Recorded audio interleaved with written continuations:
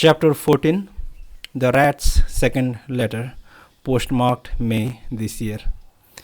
Last letter, I think maybe I was a little too chatty. Even so, I've forgotten completely what I said. I changed the addresses again, some place totally different from any place I've been up to now. It's really quiet here, maybe a little too quiet. In a sense, I've reached what is for me a final destination. I feel like I've come to where I meant to come. What's more, I feel I've had to swim against the current to get here.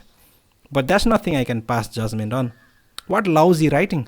It's so vague you probably have no idea what I'm talking about. Or maybe you think I'm reading too much meaning into my fate.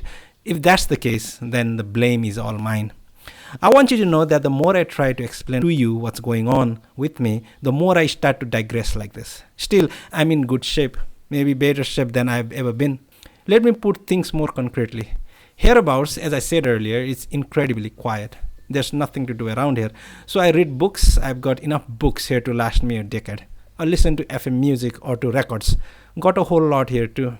It's been 10 years since I listened to so much music. To my surprise, the Rolling Stones and Beach Boys are still going strong. Time really is one big continuous cloth, no? We habitually cut out the pieces of time to fit us, so we tend to fool ourselves into thinking that time is our size. But it really goes on and on. Here there is nothing my size. There's nothing around here to make himself the measure of everything, to praise or condemn others for their size. Time keeps on flowing uncharged like a clear river too. Sometimes just being here I feel my slate has been cleaned and I'm all the way back to my primal state. For example, if I catch sight of a car, it takes me a few seconds before I realize it's a car. Sure, I must have some kind of a fundamental awareness that it's a car, but it doesn't quite get across to my immediate waking consciousness. These experiences have been happening to me more and more lately. Maybe it's because for a long time now I've been living myself. The nearest town is an hour and a half away by car. No, it's not even a town. Imagine your smallest town, then reduce it to a skeleton. I doubt you can picture it. I guess you'd have to call it a town anyway.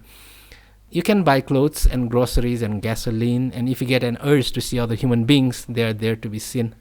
All winter long, the roads are frozen and almost no cars come through. Off the roads, it's damp, so the ground is frosted over like a sherbet.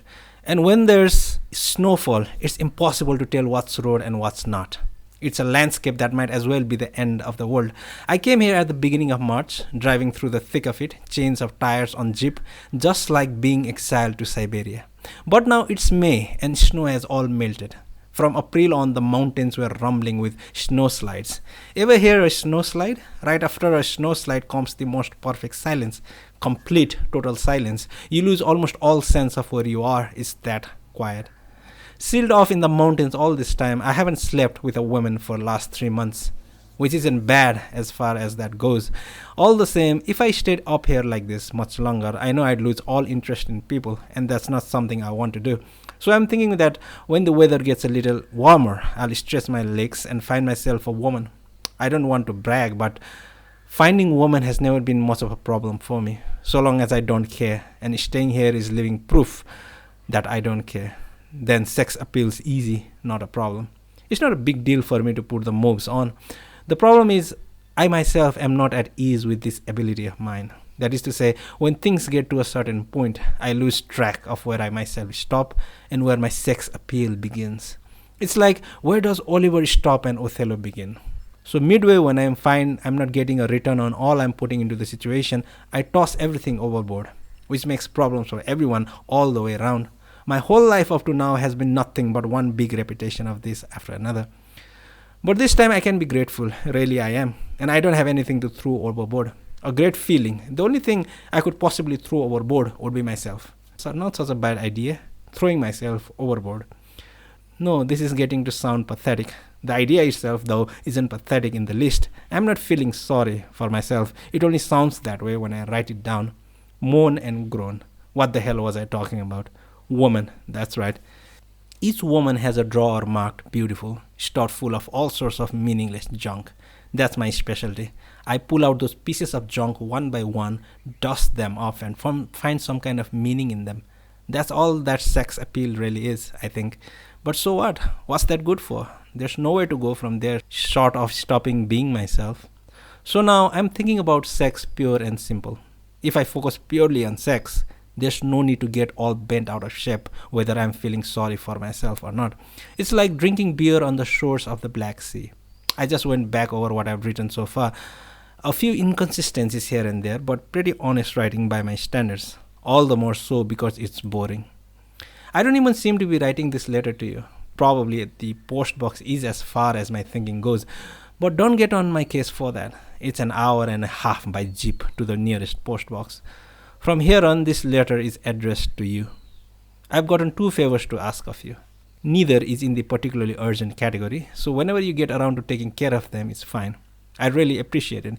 3 months ago, I probably couldn't have brought myself to ask anything of you, but now I can. That's progress, I guess. The first is a sort of sentimental request, meaning it has to do with the past. 5 years ago, when I skipped town, I was in such a confused hurry, I forgot to say goodbye to a number of people, specifically you and Jay and this woman you don't know. I guess I could probably see you again to tell you goodbye face to face, but with the other two, I know I'll never have the chance. So if you're ever back there, can you say goodbye to them for me? I know it's a selfish request. I ought to write them myself, but honestly, I'd rather have you go back there and see them for me. I know my feelings will get across better that way. I'm including her address and phone number separately. If she's moved and married by now, then it's okay. If you don't have to see her, you don't have to see her. Leave things at that. And if she's still at the same address, give her my best. And be sure to give Zay my best too. Have a beer for me. That's one. The other favor is maybe a bit odd. I'm enclosing a photo, a picture of ship.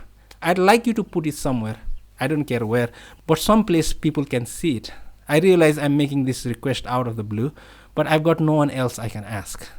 I'll let you have every last ounce of my sex appeal if you do me this favor. I can tell you the reason why though. The photo is important to me.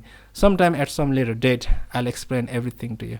I'm enclosing a check. Use it for whatever expenses you have. There's no need for you to have to worry about money. I'm hard put even to find a way to use money here. And anyway, at the moment, it's about the extent of what I can do for you. Make sure you do not forget to have a beer for me. Your friend, the rat. I found the letter in my mailbox as I was leaving my apartment and read it at my desk at the office. The postmark was obliterated beyond legibility.